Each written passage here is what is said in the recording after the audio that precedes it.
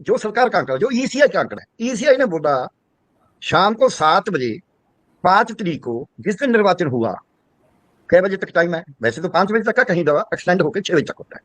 तो 7 बजे उसने बोला कि वोट परसेंटेज, उसने वोट की गिनती नहीं बताई, वोट परसेंटेज जो है वो भी डिस्ट्रिक्ट वाइज बताई, जबकि हम वोट डालते हैं constituency wise, district wise vote नहीं डलता। तो उसने डिस्ट्रिक्ट वाइज एक परसेंटेज बताया और ओवरऑल स्टेट का परसेंटेज बोला कि 61.19, 61.19% है। उसके बाद उसी दिन 5 अक्टूबर को ही रात को 11 बजे, मैं ये आंकड़ा इसलिए दे रहा हूं कहीं कंफ्यूजन हो रहा था थोड़ा सा, रात को 11:45 पे वही इलेक्शन कमीशन ऑफ इंडिया अपनी वेबसाइट पे डालता है कि अब वो वोट परसेंट हमारे पास 65.65, 65.65% हो गया। उसके बाद 7 तारीख को जो इलेक्शन कमीशन अपने 7 बजे पे डालता है और प्रेस इंफॉर्मेशन ब्यूरो दिल्ली 8:46 पे डालता है कि ये वोट परसेंटेज अब 7.90 हो गया, 67.90 हो गया। तो इसमें से 2.25% का बढ़ाता है, 1% का नहीं है, 2.25% बढ़ गया। अब जब मैं इनको दूसरी बात ये बोलता है, जब हम उसी के हिसाब से बात कर रहे हैं और बाहर से नहीं कर रहे। दूसरा उसने एक तो दिया स्टेट का परसेंटेज, दूसरा उसने दिया डिस्ट्रिक्ट वाइज परसेंटेज, तीसरा उसने दिया हर कॉन्स्टिट्यूंसी का परसेंटेज, वो 7 तारीख को दिया, वो पहले नहीं दिया।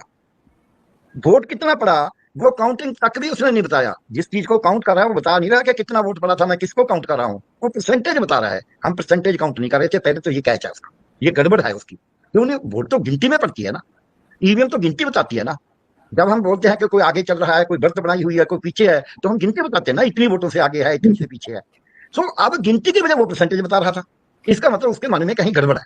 अब मैं बता रहा हूँ, अब जो उन्होंने परसेंटेज बताई, उन्होंने बोला जी 67.90% वोट हो गया, मान लिया 2,03,54,350 वोट थे टोटल रजिस्टर्ड वोटर, 2,03,54,350। उनका अगर हम 69.90% निकालते हैं तो 1,38,36,20,604 वोट बनते हैं। इतने वोट निकलने चाहिए थे ईवीएम से। अब दूसरा उन्होंने बोला नहीं नहीं, हमने जिला वाइज परसेंटेज दिया है, जिला वाइज परसेंटेज उससे डिफर नहीं करना चाहिए, एक ही होना चाहिए। जब जिला वाइज परसेंटेज से मैं वोट निकालता हूं तो वो बनता है 1,38,000, 1,38,12,029। इसमें 8,000 का कमी हो जाती है, कहाँ गई वो वोट? वहां तो 20,604 है, यहाँ 12,029 है। इसके आगे जब वो ईवीएम की वोट निकालता है, जो रिजल्ट के बाद डाली उसने कि ईवीएम से कितनी वोट निकली है, पूरे 90 कॉन्स्टिट्यूंसी की मैंने हर कैंडिडेट का जितना जितना वोट था उसको टोटल जो उसने दिया चेक किया काउंटर किया, उसमें वोट निकल गया 1,38,11,150। वो भी नहीं निकली जो जिला वाइज थी। अब ये तीनों आंकड़े इलेक्शन कमीशन के हैं और ईवीएम पुख्ता है, उसमें भी अपने नोट में लिखा कि ईवीएम में कोई गड़बड़ नहीं हो सकता। अब ये इलेक्शन कमीशन बताया ना क्यों ये आंकड़े क्यों आए, मशीन में कहीं कोई चूहा कुतर गया वोटों को? जो 1,38,20,604, 20,000 में से 9,500 वोट कहाँ चली गई, ये तो इलेक्शन कमीशन को बताना होगा।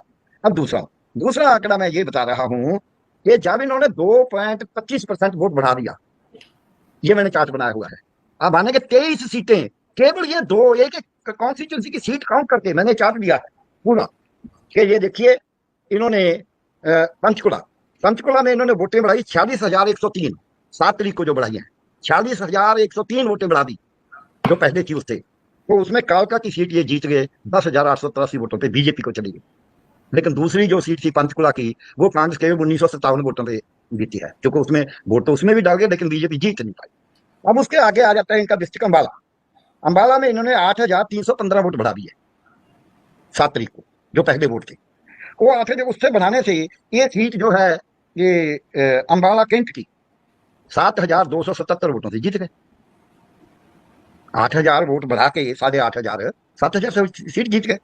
अब कुर्क क्षेत्र में इन्होंने 24,982 वोट बढ़ा दी, उसके बढ़ाने से इन्होंने लाडवा की सीट जीत ली। हाँ, लाडवा की सीट 16,054 वोटों से जीत ली। इसी तरह से 23 सीटें मैं गिन जाता हूं, दिन में 4 सीटें जीत गए ये बढ़ाने के कारण।